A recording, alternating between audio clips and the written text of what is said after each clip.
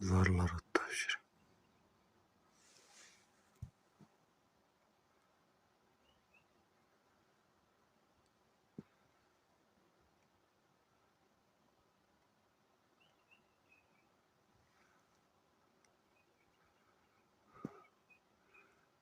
Onu taşın arana gibi.